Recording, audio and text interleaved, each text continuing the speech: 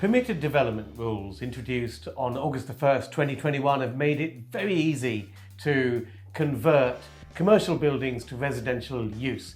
But just how easy is it in practice to get permitted development applications through local councils? Well, today I'm joined by David Kemp from DRK Planning, an expert in this field, to discuss this very subject. So stay tuned for more.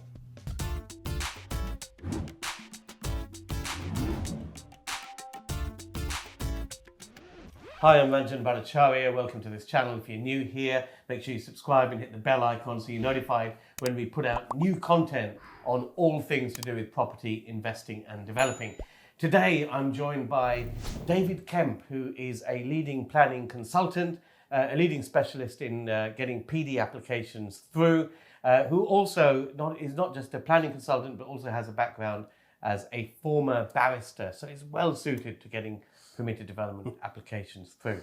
David, welcome. Thank you, Ranjan. So these permitted development rights, I mean, we first had PD rights in 2013, and then on August the 1st, they were put on steroids because you could do more things with more types of properties. Yeah. People have been putting through their applications, but the councils don't like it, do they? Particularly the London councils have fought back. Well, you can imagine councils are a bit like control freaks. They like full planning applications because it gives them more control over their policies. The policies their local plan policies are their objectives. This is what they want to do. So this is a bit like government saying to them, listen, we know what you want to do, but you haven't been doing it well enough. We've got a housing crisis, we've got a housing shortage, and we're going to take action to help deliver on more and more of that. And therefore, that's why there's a lot of friction between central government and local government on these issues. And some local authorities are not quite playing ball, in my opinion, of the spirit of the legislation. Well, I think your opinion is shared by me and many others. Yeah. But, I mean, the London councils tend to be the most fundamentalist against PD. And they seem to have got, in my view, quick off the bat in trying to oppose these PD rights. And I think about 8 or 9 of them banded together and basically opposed them. And I don't think they fully read the PD rights and fully understood what they had the right to object about. But the government have slapped them in the face. I mean, can you tell us a little bit more about what exactly I'm talking about and what's actually happened? So with regards to some of the local authorities, some of them are actually used to, when you go back to 2013, when PD first came in, Class O as it then was, office to residential, some local authorities, they had actual statutory exemptions from PD. Now the law has evolved in a slightly different way, and government doesn't want to give quite the same rights universally to a lot of local authorities. And some of those local authorities, particularly in London, have said, well, hold on a second, we still like it how it was before. And as I say, going back to this whole issue about wanting control over the implementation and the objectives, the achievement of objectives in their policies, they are showing that resistance. They're putting up more of a wall to the implementation of Class NA and PD rights. The government have tried to respond through the changes in the National Planning Policy Framework. So in the way that most local authorities can try to resist at the front line a Class MA application is to make an Article 4 direction in their area to try to withdraw those permitted development rights. That's like our local authority, we want to opt out of this, not in our backyard. Yes. And that's really the first point at which a developer needs to look on their website as well to check where their local authority is with these sorts of changes as well. Because most of these changes will be on what we call on notice, or they will be non-immediate Article 4 directions. So the council will have to make an Article 4 direction. They draft up a piece of paper which is made under these powers. There is a plan that's attached to that document. It can't be borough-wide. It's supposed to highlight particular roads or parts of roads or shopping parades or office parks, whatever.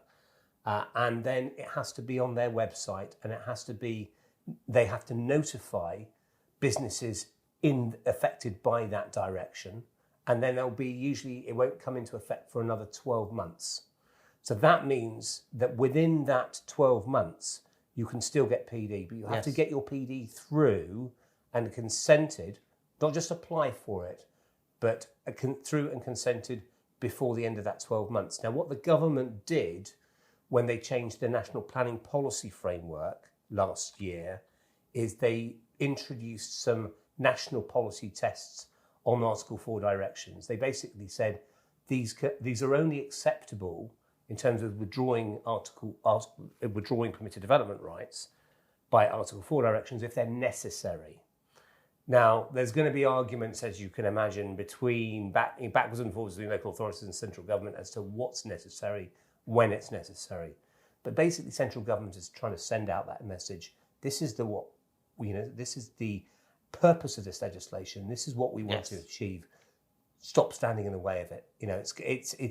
It's becoming more of a block than it needs to be.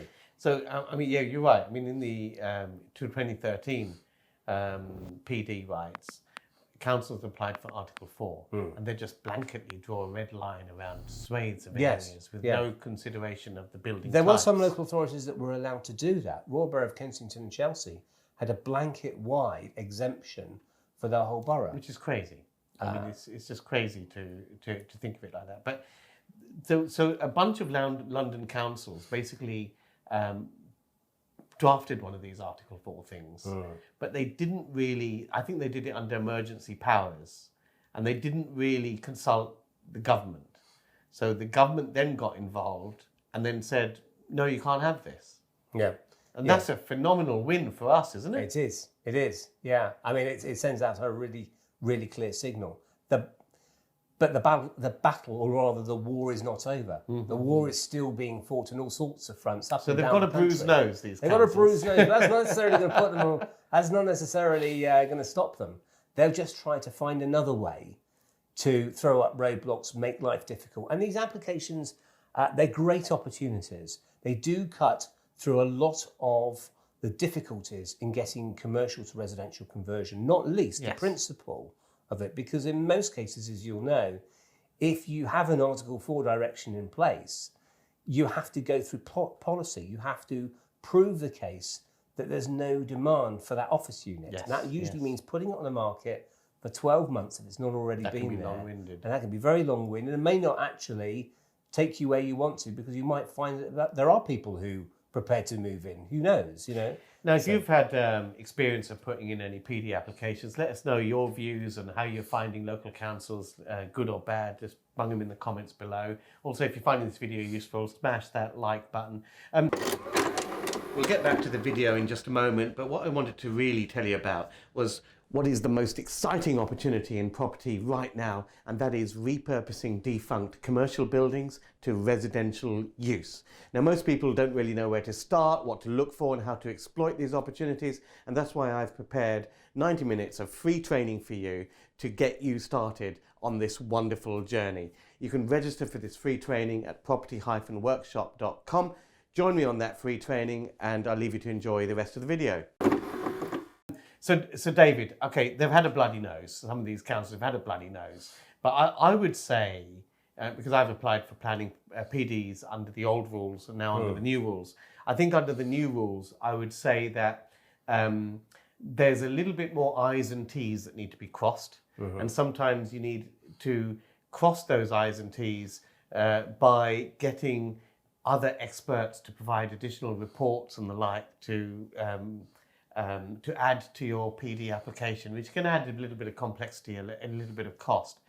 Do you think, would you share the view that I have, which is that a lot of councils are getting very pedantic about making sure all those I's and T's are dotted and absolutely. And such things as making sure that where you're doing daylight and sunlight reports, that the plans attached to the daylight and sunlight reports or to your noise assessment. Just tell them why you need a daylight and sunlight report. For instance, under the legislation, you have to comply with certain conditions and criteria and limitations. And some of those, the reason it's called prior approval is because it does still require the change of use to be considered against certain planning considerations, such as whether or not there's adequate daylight and sunlight into the habitable rooms of the new units that you're providing. So you still have to go to an expert daylight and sunlight consultant in the majority of cases to get a report done. And there are other conditions and limitations affecting noise from neighbouring commercial premises, flood risk, and other factors as well.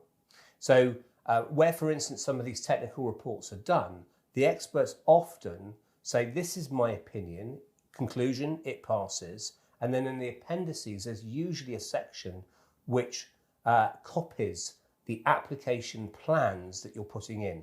It's important to show that they are the same application plans that you are putting in. Because although, quite frankly, to most people, the conclusions won't change, even with a minor discrepancy between a window not being in place or not being here where it should be, the officer might be very, very trivial about it and have a look and say, well, actually, this is slightly different to what you're actually proposing. And therefore, the daylight and sunlight report we can't quite trust, and therefore we're not going to give so much weight to it. And that could be a reason with a fully paid up member of the awkward squad, as most local planning authority officers could be, and use that as a way of declining an application. I think we've got to assume that's the way they're working, because as you said, they don't really want this, and they would look for any avenue to reject. So you've got to make sure all your ducks in a row. Do you have any, my belief is that when you put in a PD application, they will try to reject. And they'll try to reject because I think a huge number of people don't reapply. They just take that first rejection and say, that's it. So what are your tips, if you like, for getting your application through first time? What should people look out for? Well, should they engage? You need to engage with a planning consultant in a very early stage, because one of the things that we work out is timing and strategy and which reports you need and how much you need to put into those reports. And the instruction of those other consultants is very important, and we often lead on that aspect as well. And also there's a particular way in which these changes, particularly if you are showing external changes, which actually are not they shouldn't be part of the MA application, but you might need to apply for external changes such as new windows or dormer windows or that sort of changing window positions first. There's a way in which those have to be shown on the MA plans, so it conforms with what the council expect to see, but also there are particular statutory requirements about what needs to be shown on the plans. You need to show certain dimensions to windows and to habitable rooms, etc. And some of this is often not shown on plans. Yes. And then the council can say, well, you haven't conformed with the statutory requirements, and therefore turn the application away. And they'll often do so without coming back to you before they turn it away, because the orders from on high are, with PD applications and given our low resources, we can't afford to keep on going back to applicants. They're expected to get it right first time. So engage with a planning consultant very early, because there's an awful lot of stuff that we do in terms of advising on stuff at a very early stage, in terms of who you need involved, what the architect needs to show, and the sequence of events and how we go about this and how we monitor and manage the application once it goes in as well. Now, let me just draw you on that, because I think basically it's a team of people, a team of experts that you need to get through, get a permitted development application through. That's right. Now, a lot of people would go to an architect to be the conductor of that orchestra. And you're saying it should be a planning consultant, should be the conductor of that orchestra. Now, I agree with you, but can you just, for the viewers, let them know why it's best that a planning consultant leads the PD charge rather than an architect? Permitted development is a creature of statute, it's a creature of law. And there's a saying in planning with regards to with regards to the planning system and how it works, which is all about the fact that the planning system, because it's a statutory system, it's a legal-based system, that planning without the law is just wishful thinking.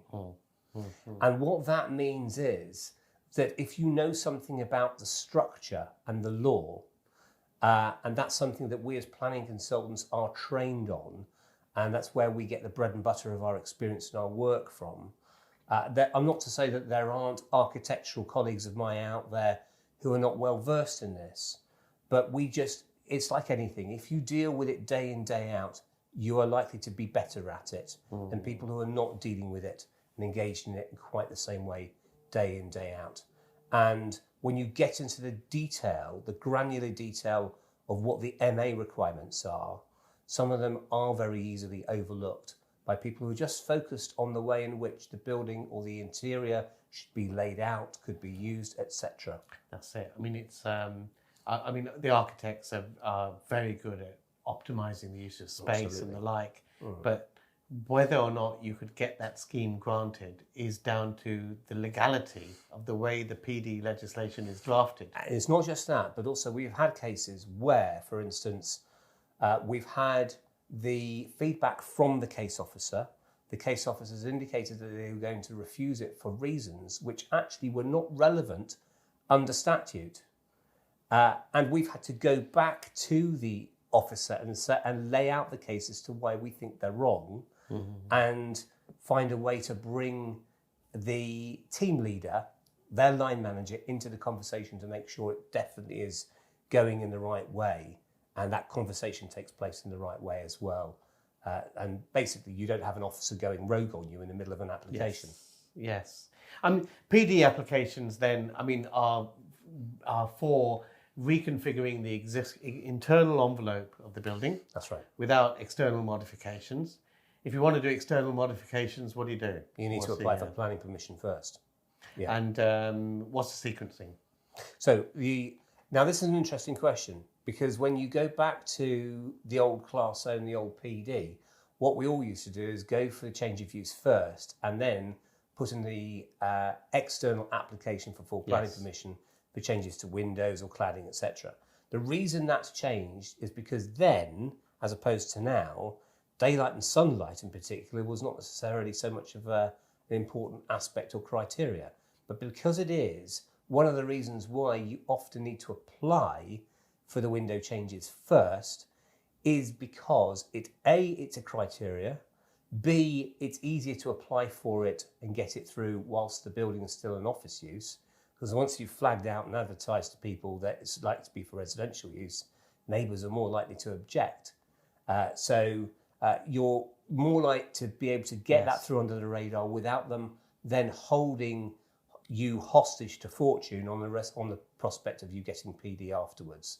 So it's better to get it through first, bag the consent for the external changes, and then you apply for the MA, and you've got to show those external changes that you've got consent for in such a way on the plans that on the one hand you're saying, I'm actually not applying for external changes, but when it comes to these other considerations such as daylight and sunlight, please do take into account what we've already got consent for, and those are marked on the plans in a different colour or in a different way, etc. One of the things we discuss all the time is how you got these national PD rights and how councils seem to interpret the rules differently. And when I mean interpret, I think misinterpret, I think is the phrase. The rules are the rules, but they don't understand them always. And what do you do? Because I hear from many people, many of our viewers say, look, we're following the PD rules, but the council don't seem to agree. So what do you do if they decide on something and it's clearly not written down in the rules? They've just gone on their own whim. Well, what's your recourse? First of all, you've got to bear in mind that MA, Class MA, like prior approval, all other prior approvals, it relies to a certain degree on the application of not just the national planning policy framework, but also to local plan policy as well. So local councils can take a slightly different approach on applying policy from another local authority, but that is only insofar as it relates to the very narrow criteria under MA. Anything outside that, they take a different view, it's not relevant. Okay? Now, if you have a local authority officer who is not seemingly following the rules, then it can be very difficult because so often they don't engage with you at all until they make They're all a working decision. from home, aren't they? They're either working from home Allegedly. or they are also chronically understaffed. They've been told by their line managers or head of development control, this is how we're going to manage certain caseloads. And basically, don't go back to them. They keep on chasing you. Don't go back to them. Just make the decision on the basis of what's been submitted to you. Now, not all the local authorities are like that, but quite a lot of them are. And the other instances are situations where you do hear back from officers. they clearly flagged up to you that they're probably not following the rules. They don't understand the rules, for one thing, in some cases. And therefore, that's when I probably will want to find out who their line manager is. Because you know at some point that officer is going to have to get a decision signed off. And if they are not following rules, which are clearly laid out in statute, not only is it appealable, but there may also be a costs application. Yes. A lot of local authorities can just about stomach losing on an appeal. But when they are costing the local authority money on a cost application as well, then they get the... What sort of cost? So if I've got a... Oh, it's not an awful lot of money. I mean, we're talking probably only the costs of the professional consultants being involved. What about bridging finance? No, only in the appeal, only the professional costs of conducting the planning appeal. So it's a Pyrrhic victory, really, compared to what you really want, which is all your finance costs and all the other costs that flow from it. You wouldn't get that. It would probably be a few £1,000s or something like that. But it's still the principle of having to pay out to a developer from the local public funds. And that's an officer having to stand up in front of their political masters to justify how that happened. So from a senior level, they want to try to avoid that. So it's very, very important to catch that early enough, bring in the right people into that conversation, ideally before they have their next review meeting, and then explain to them why you believe that they're taking the wrong stance, and then ask them to reconsider that. David, some great advice there. David's from DRK Planning. We've put a link to his details. You can contact him in the description below. David, thanks very much for joining us. Thank you very much. And give us your comments in below and all of that. And also don't forget to subscribe and hit the bell icon so you're notified when we upload the next video. Until next time, bye for now. High streets across the land are changing forever. Basically, there's an oversupply of retail premises. Shops are closing down, more are going to close down in the future. The government know this, and that's why they're introducing a light touch planning system which allows small developers to easily repurpose these buildings to residential use under a light touch planning regime called permitted development. Now, this is going to be the biggest revolution and the biggest change and the biggest opportunity for property investors that I've ever seen. And this is all coming into effect on 1st of August. So you need to know what's happening and what properties to look for to take advantage of these opportunities so that you can get in there and take that first mover advantage. I've got a 90-minute free masterclass to get you ready for August the 1st. Make sure you join me, click the link below. Whether you're a beginner or expert, we'll get you started.